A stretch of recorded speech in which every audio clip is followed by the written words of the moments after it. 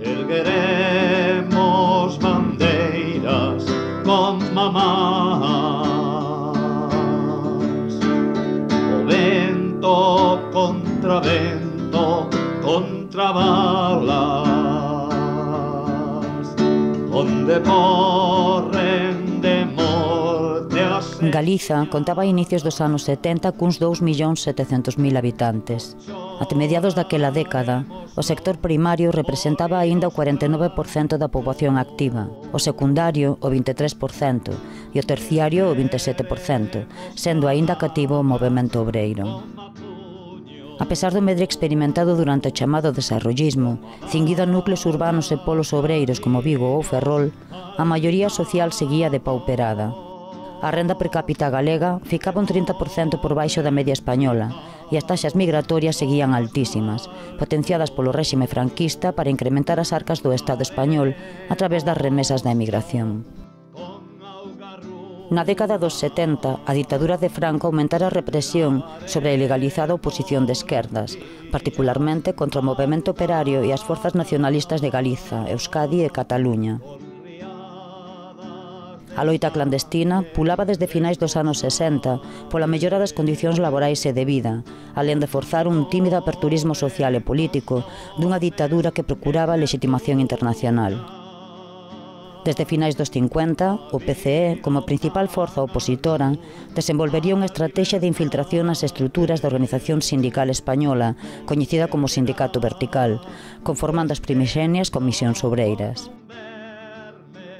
Frente a unha ditadura que non vacilaba en promulgar estados de excepción, procesar, torturar e encadear a disidencia ou mesmo aplicar penas de morte, a contestación iría en aumento na Galiza até o ano chave de 1972, onde as cidades industriais de Ferrol e Vigo serán o epicentro das loitas.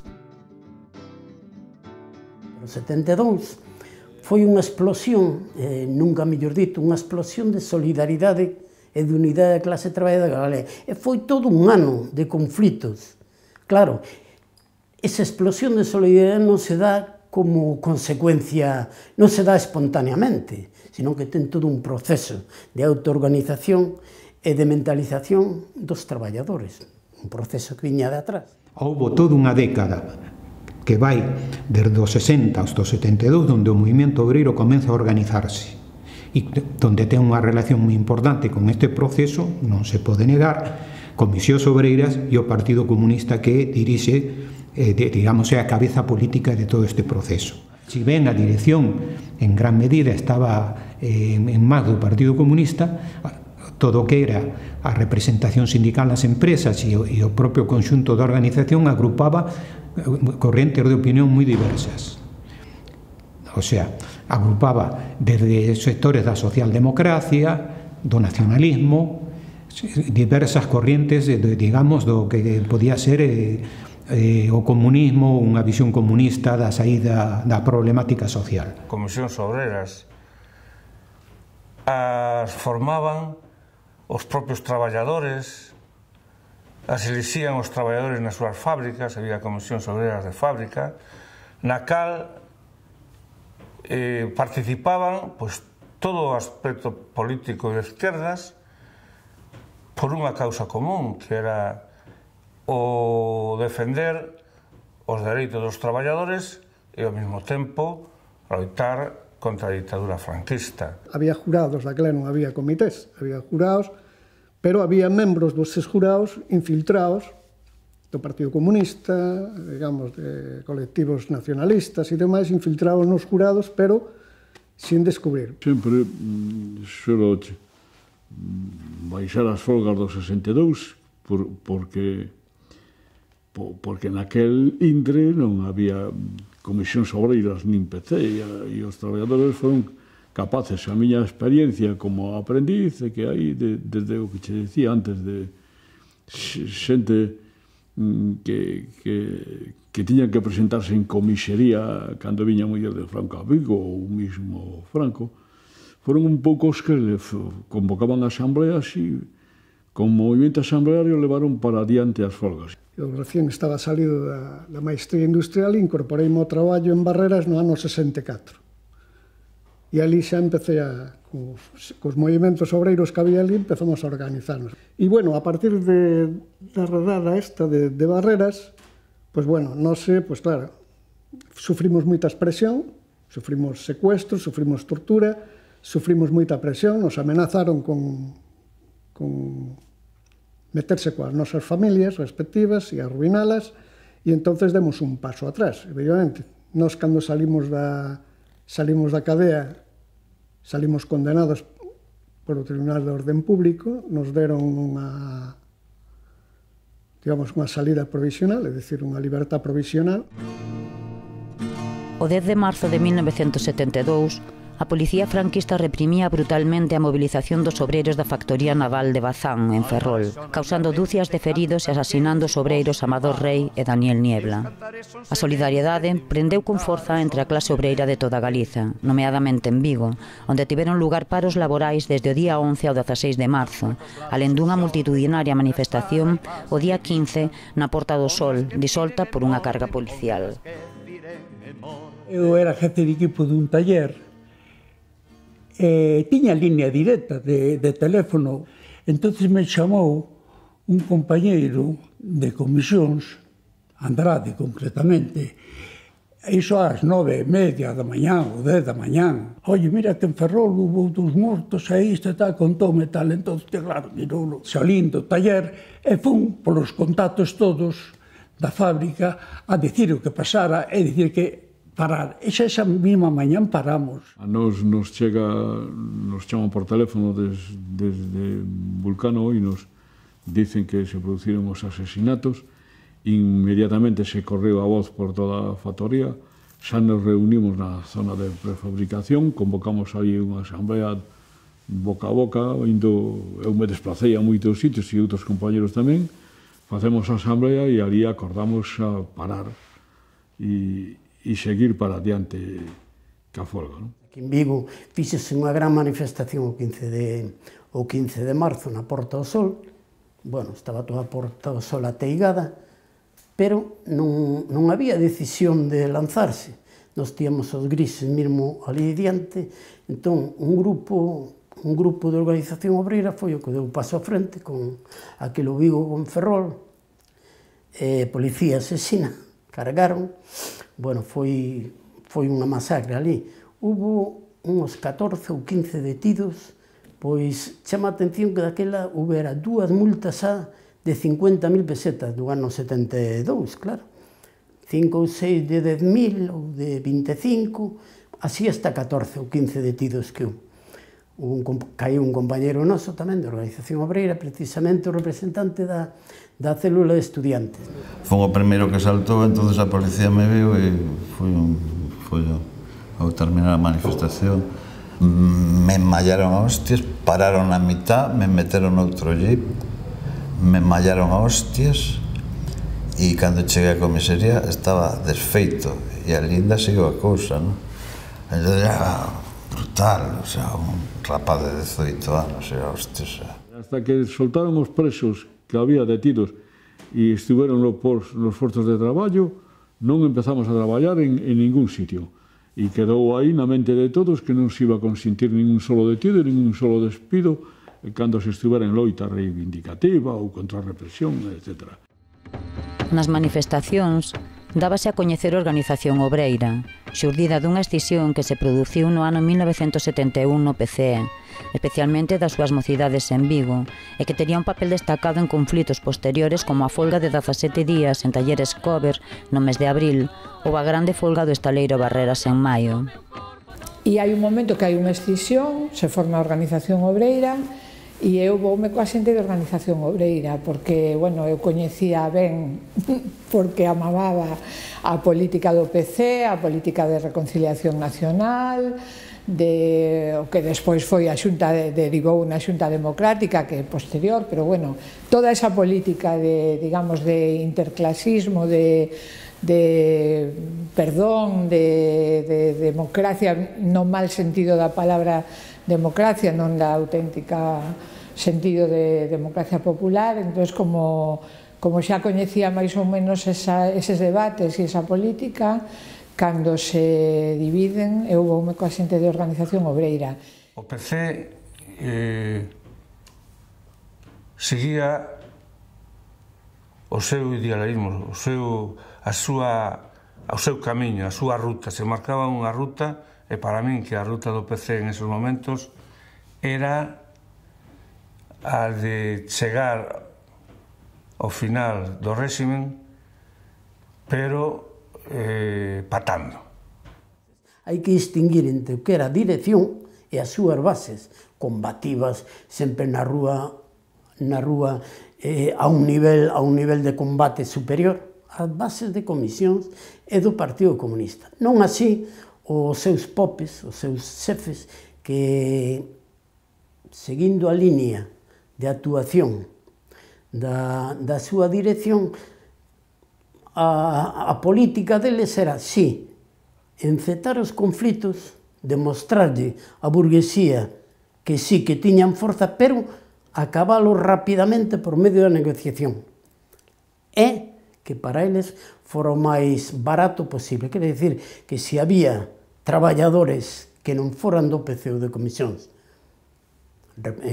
con representatividade que non foran sancionados, o demais importaba pouco. Carrillo xa tiña un plan de convertir o partido nunha socialdemocracia e un malestar moi potente que se fragou o que foi a escisión, que foi toda a xuventud prácticamente do PC, que a xuventud, claro, tiña militantes de 30 anos e parte do PC, o sea, Hierro Chomón e tal, estaba xente do PC.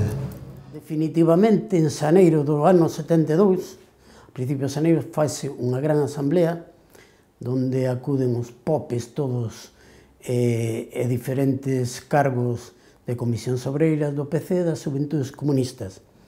E a outra alternativa que estaban en contra da alternativa oficial, que era a que logo denominaríase Organización Obreira. Esta asamblea faise alá no Alto de San Colmado, acabou cunha ruptura tremenda, vamos, cada parte foise para un lado ou para outro, e empezamos a funcionar xa de inmediato, independentemente, autonomamente das organizacións na que estábamos cada uns en comisións, outros nas xuventudes e outros no PC. Algúns dos compañeros que viñeron para a Organización Obreira pertenecían ao Comité Central do PCG. No cumio do PC, no que estaba Hierro Chomón e máis Manuel Pousada Covelo, o economista que tiña a súa escola aí en Ceboleira, e Maneiro e algúns máis, tamén do cumio do PC decidiron pasarse a Organización Obreira. No Movimento Democrático de Mulleres, a muller de Nieves de Lima, a muller de Lores, Mariluza, que tiña moito contacto con Elvira Landil e con Randulfe, a muller dun tornero de Barreras conocido como francés, bueno, pasouse todo esa Organización Obreira. Había cargos en todas as empresas grandes de Vigo, na Coruña, e incluso en Santiago, había cargos sindicales, xurados de empresa e tal. Aquí en Vigo tiñamos cargos en todas as grandes empresas. Tiñamos en Vulcano, tiñamos en Barreras, tiñamos en Citroën, tiñamos en Freire, bueno, en todas as empresas grandes tiñamos tal. A Organización Obreira nace, en principio, como alternativa contra a política de pactos e de que había encetado o PC coa burguesía, non estábamos de acordo. Tamén, como reivindicación prioritaria xunto a anterior, a de que os povos do Estado español tiñan dereito á súa autodeterminación e, polo tanto, había que plasmalo na práctica na loita diaria. O seu ámbito de actuación Galicia, a súa lengua de comunicación cos traballadores, tanto interior como exteriormente, era o galego. Porque un grupo de compañeiros de Barreras Citroën xa viñamos funcionando como Organización de Marxistas-Leninistas de Galiza desde o ano 70, que daquela íbamos, cando estudiaba Xosé Anxo Méndez, o de Freire foi o promotor disto, non? A Organización Obreira, como tal, non era unha alternativa uniforme homogénea, había tendencia dentro. desde un principio. Había unha tendencia, podíamos de chamar nacionalista, Xosé Ángel García Méndez, eu, Feixóo, vamos, unha serie de xente, Ramón e tal, e outra tendencia que xa estaban como medio controlado. A outra tendencia era a da ONLE, Organización de Marxistas Leninistas Españoles. Nós, detrás da Organización Obreira, tiñamos a ONLG, que era autónoma, o sea, era galega, non? Que Xosé Anxo foi o primeiro condenado por ser de Organización Obreira, porque cando convocamos contra o de Ferrol, incluso fixemos comandos para ir a repartir otavillas por toda Galicia, Lugo, Vivero, Bayona, Guardia, deixábamos cair nos cines. Nunha destes reconoceron a José Ángel pola cazadora, que se fuxiu despois de deixalas cair pola zona da Porta do Sol, e lle toparon na casa dos pais pois máquinas de facer clichés, multicopista, non. A línea de actuación de Organización Obreira difería totalmente da hasta ahora, non? Da hasta ahora que é conocida.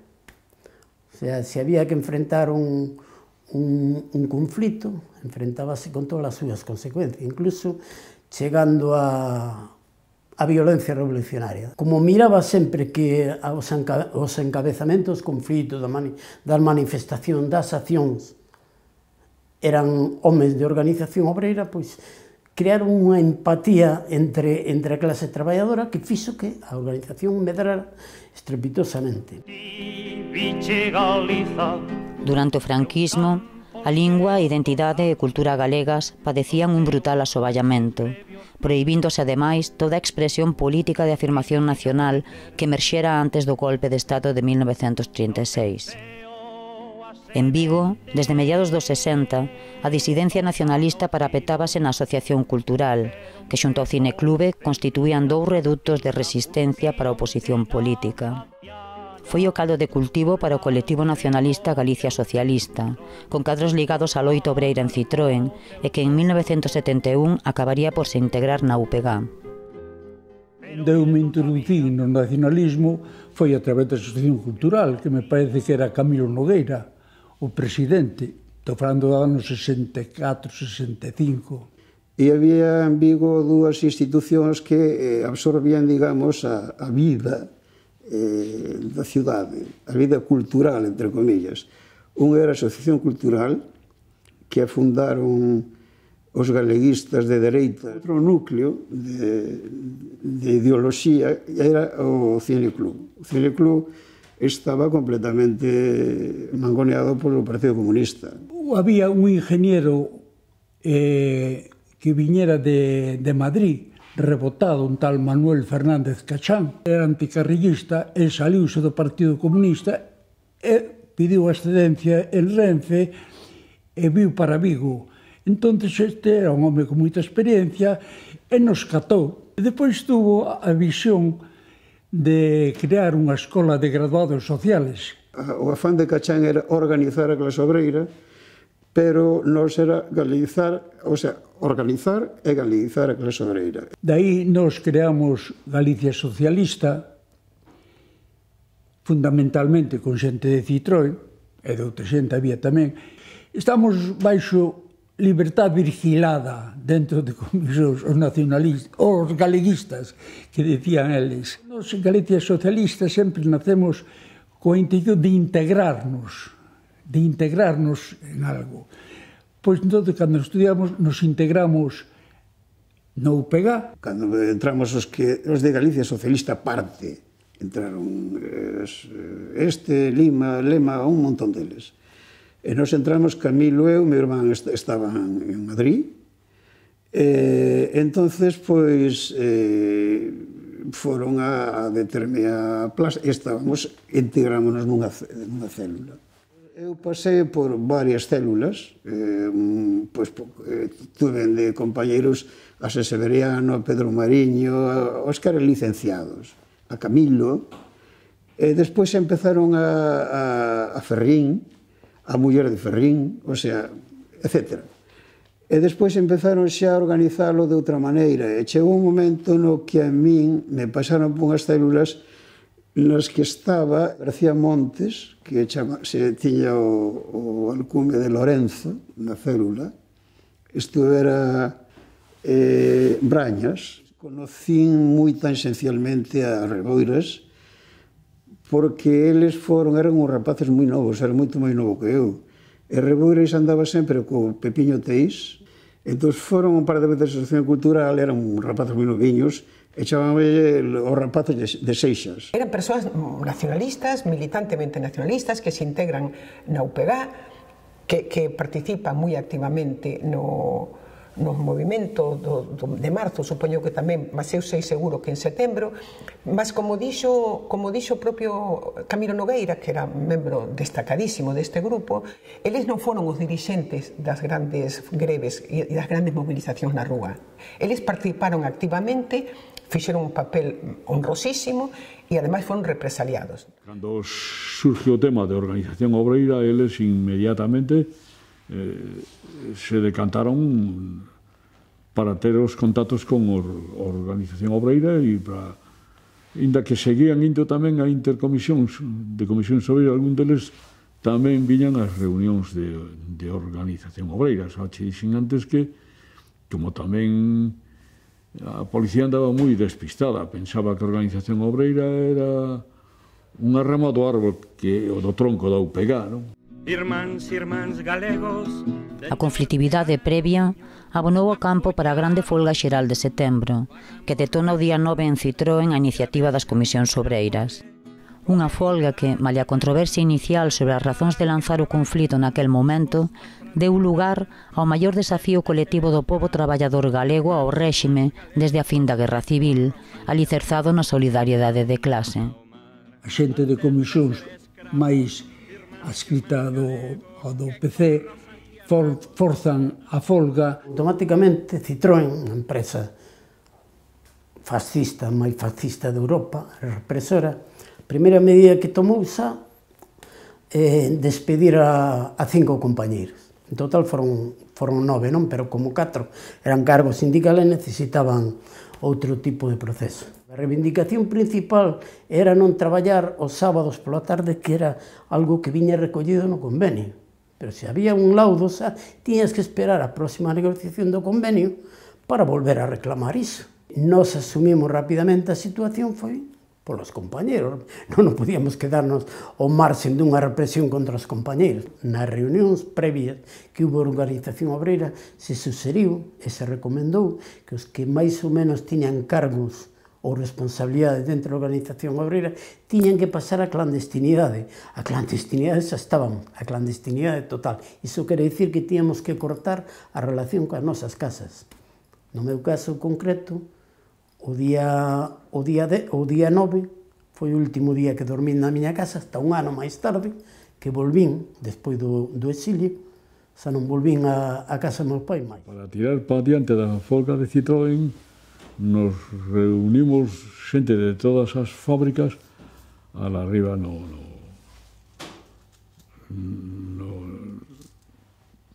San Colmado, aí San Cosme. Os traballadores de Citroën xa estaban en folga, había que organizar a solidaridade con eles. Entonces o camiño era facer unha asamblea no primeiro turno da mañán de Citroën. Entonces nos atopamos que sí, que había acordouse o día seguinte salir en manifestación desde Citroën por Bouzas, por Freire, Barreras e ir hasta Vulcano, e o día seguinte pois que ir camiño de Álvarez.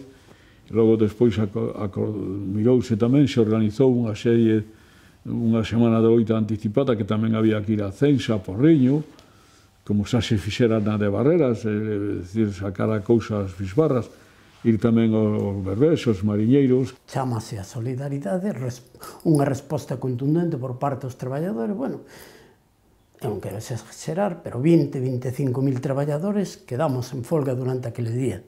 En principio, Vigo, pois, as forzas do orden chamadas eran escasas e tal, pero hasta o 15 de setembro fomos os donos e amos da calle.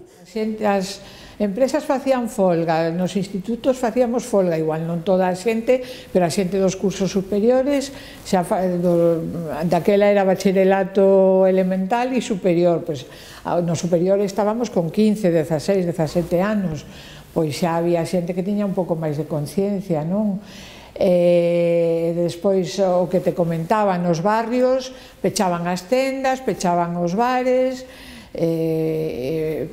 axuda había, non sei, creo que non se chamaban caixas de resistencia, pero bueno, na práctica era o mesmo, a xente poñía cartos, axudaba as familias que tiñan máis necesidade, pois leváballe comida, o sea, había todo un entramado de solidaridade entre a xente que incluso co medo que había, a xente estaba onde tiña que estar.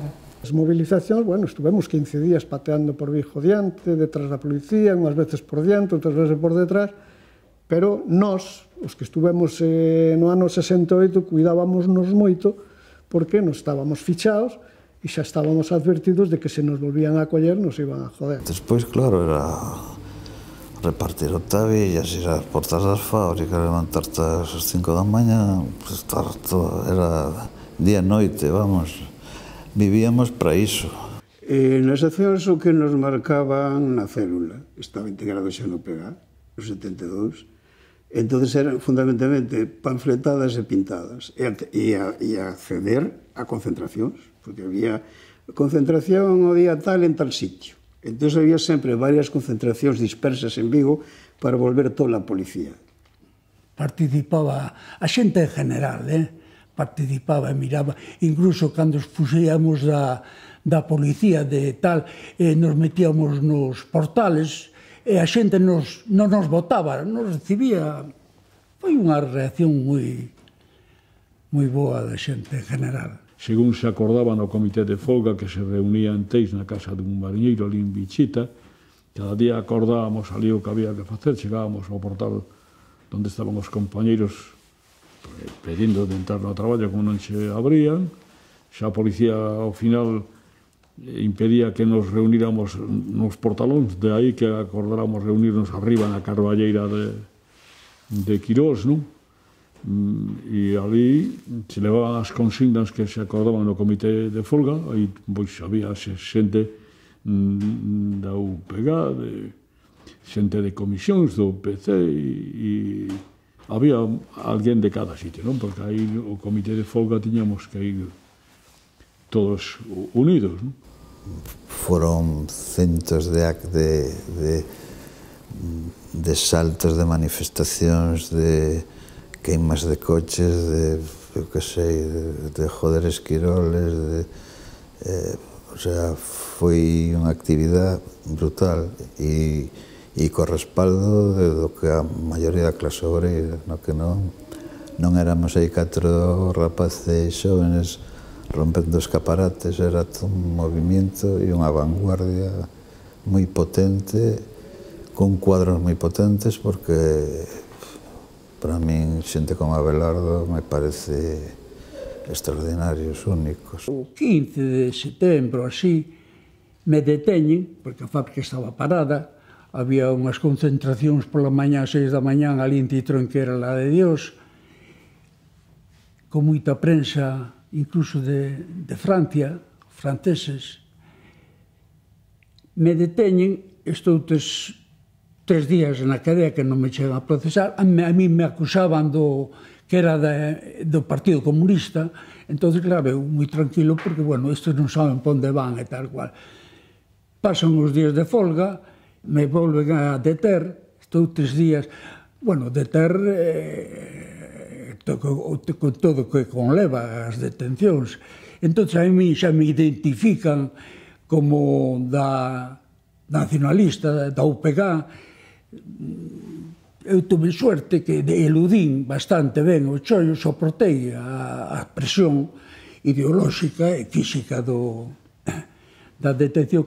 A mí torturaronme fundamentalmente nunha habitación que hai arriba, na comisaría Bella, no centro de Vigo. Le daban unhas hostias terribles, caías no medio da roda, mazaban patadas, levantabanche polo pelo, o sea, hostias e preguntas, vallaronme a paus, botaronme de todo, perdín o coñecemento, botaban chagua por riba, o sea, fixeron de todo. Fun detido en setembro do 72, cando se convocara unha asamblea de Vigo na Madroa,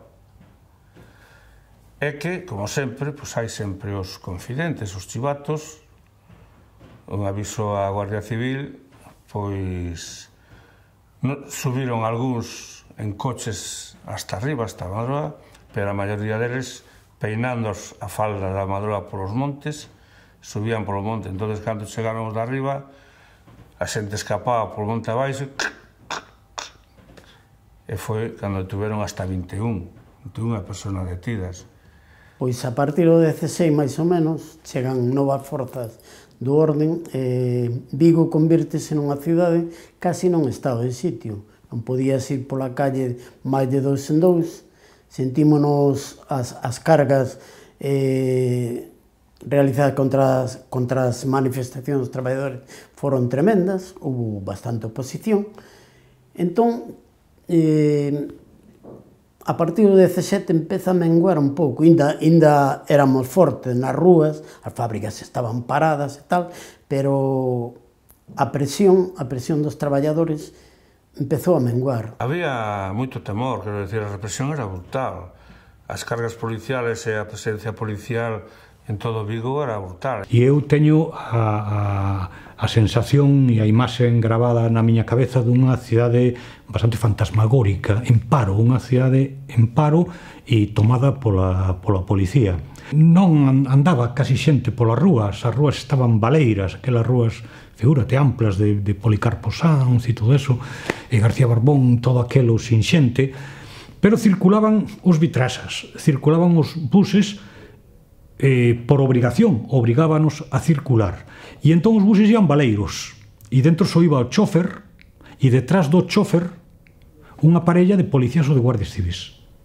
Co cual, a sensación de anormalidade, de excepcionalidade que se daba era moitísimo maior que se, por exemplo, circulase un bus simplemente baleiro con poucos pasaxeiros. O único que verdadeiramente encabezaba a manifestación eran os compañeiros militantes da organización obreira. Non se miraba xa a ningún pope ou serifalte das comisións, si as súas bases que estaban na rúa pelexando e batallando xunto cos demais traballadores, pero os xefes estaban nas entrevistas co bispo, co delegado sindical ou co gobernador e tal, fora das alternativas que había na rúa. Onde empeza xa o revisionismo a decir, pois vamos a entrar a traballar, inda que haya, pois ten despidos, quero dicir. Aí o revisionismo do PC foi onde empezou a romper. O 20 ocorreu un detalle tremendo. O compañeiro de propaganda, Sila Arauso, eu non o conocía. A única relación orgánica que había de organización obreira con este compañeiro que tiña o aparato de propaganda na súa casa, era totalmente descoñecido, era cun Abelardo. E deus a puta casualidade, porque unha casualidade, daquela noite que el traballaba de camareiro, cando retornaba a súa casa, parou, non sei se a policía ou a Guardia Civil, parou, non levaba en riba o carné, entón díxolle que vivía cerca e tal, que o iba a buscar, entón lle din, non, te acompañamos nós. Joder, o tío negro, nada máis entraron na casa, miraron a propaganda, o aparato, coas ganas que lle tiñan, porque non sabían nada, a policía non sabía nada de organización obreira. Home, sospeitaba de homes, por exemplo, como Hierro, que era un antigo combatiente, Abelardo, que era moi conocido pola policía, pero da organización en sí non sabían nada. Hostia, collen o tío da propaganda, bueno, inflaron a hostias, pero non puden sacarlle nada máis que o nome de Abelardo. Entón, Abelardo, se estaba na clandestinidade, pasou a superclandestinidade. E con nós cortouse a relación co comité, non sabíamos onde informar. A partir dese momento, de cando se tranquiliza, ben ese home bo, porque non había maneira de poder, pero as organizacións tiñan que terminalo, o sistema lle obligaba, porque estaba a punto de caer o franquismo, e dixo, non se pode seguir así, porque non podemos entrar nunha transición tranquila con este merdé. Entonces, claro, o Partido Comunista mete freno de man, veña, vamos a tranquilizar, sí, todo, e, a cambio daquele conflito, recuperar os despedidos do ano 62. E iso vendeuse como que foi unha vitoria e que había que volver ao traballo e que xa non había nada que tal e que cual. Aquel eu ainda estaba no movimento obreiro de comisións. Había un sector, que era o sector, digamos, nacionalista, que calificaba aquela postura de blanda, de entrega, de traición á clase traballadora. Citroën se acordou, despois de facer unha asamblea no monte, que íbamos a seguir para adiante ca folga xeral, e xustamente nos comprometimos todos a iso, e os demais asteleiros nos mantivemos, pero eles non foron capaces de impedir, mesmo os piquetes, porque estábamos na calle, non estábamos dentro da fábrica. Eu estive nos piquetes aí con outros compañeiros en Citroën, na Zona Franca, e puden comprobar como estábamos por aquí, por lá, saltaban a valla e entraban a traballar, como xa tiñan a maioría as cartas de despido.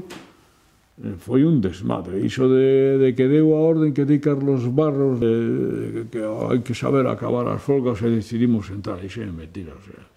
Naquel momento había un home bo que nombrara o régimen, que era a Posada Cacho, interviu o obispo, foron delegacións a falar aí. Incluso algúns do PC, entre eles, se puxeron ali en magistratura de rodillas diante miña, chorando para que eu acudira, eu e outros compañeiros de organización obreira, a falar co gobernador e a todo isto, e nos negábamos. Porque para nós pedir firmas daquela era pedirlle xusticia ao verdugo, entendes? Non entrábamos por ese camiño. A grande folga xeral alongouse ata o día 26, cando Vulcano voltou ao traballo. Un día antes xa o fixera Citroën. Nesta fábrica, onde encetou o conflito, membros da dirección foron seleccionando o persoal que volvería ao traballo, deixando fora os operarios máis combativos ou considerados perigosos. Houbo en total uns 400 despedimentos, ademais dunha morea de detidos e xulgados, e moitos activistas fuxiron da cidade e mesmo marcharon para alén dos Pirineos. Esta folga, como ten sucedido máis veces na historia do movemento obreiro, puido parecer nun primeiro momento, nun análise simplista e a curto prazo, un fracaso para a clase traballadora. Porén, en moi pouco tempo demostrou todo o contrario. Os paros, as manifestacións, a solidariedade, o confronto co franquismo posibilitaron o xurdimento dun movemento obreiro máis forte, máis experimentado, máis adecuado á condición nacional de Galiza e mellor organizado fronte á ditadura. A folga de setembro, ademais, significou o relevo de Ferrol por Vigo como a principal referencia da loita sindical na Galiza. No conxunto do país, agromaría toda unha nova xeración de dirixentes sindicais e políticos, así como o xerme do sindicalismo nacionalista, fronte á perda progresiva de referencialidade do PCE como vanguarda política da esquerda. A folga do 72 pasou por arriba da dirección de Comisións Obreiras. Entonces, deixou en evidencia dúas cousas importantes. Unha, que Comisións Obreiras non estaba preparada para confrontar, e non, porque eles en gran medida votan adiante a folga de Citroën, valoran incorrectamente o momento, votan adiante a folga e non están preparados para confrontar con todo o que significou a represión policial que se daba no momento. Entón, tamén son responsables de como remata o conflito, que remata con unha enorme cantidad de despedidos, con unha enorme cantidad de fuxidos e unha gran represión sobre o conxunto do movimento obreiro, aunque moito máis especificamente sobre a organización obreira. O Partido Comunista quedou desconcertado porque non entendían que eles que tiñan por collóns, o sea, porque sí, ser hexemónicos na loita e na organización obreira en Vigo, perderon o control da situación. O sea, perderon o control da organización en conxunto. Que o 72 influiu na maioría dos que se compoñemos o sindicalismo nacionalista, é unha realidade. Iso é así. É o xermen que se quedou. Eu os dicía antes, o empezou a romper, e de feito, a historia non lo dice, o PC, Comisión, UGT, cando chega o momento, plas te vende, plas te vende. Eu non penso que esas loitas, ao terminar as loitas, ao final de setembro, os obreiros dixeron, hostia, acabamos de ter unha iluminación, non? Pero que queda aí unha serie de experiencias moi duras e que pouco a pouco se irán levando o pensamento a dicir, bueno, que aquí hai máis problema que de clase, non? Hai un problema nacional. Aí empezas a tomar un pouco conciencia de que isto é diferente, de que isto é unha nación, bueno, en definitiva, despois de un proceso, chegas á conclusión de que isto é unha nación e de que ten unhas características propias a nivel social, a nivel económico, a nivel cultural e, bueno, e a todos os niveis, non? E como eu, moita xente fixo ese proceso, non? Eu viña dese mundo españolista, perfil sindical e de perfil político, pero despois saltei a este outro perfil porque convencíme. Primeiro me convenceron, pero eu tamén me convencín a mí mesmo. Eu sabía que tiña que comprometerme con aquel proxecto. Estábamos entre ser máis español ou ser máis galego. Para min, desde aquel momento, o relato e o discurso da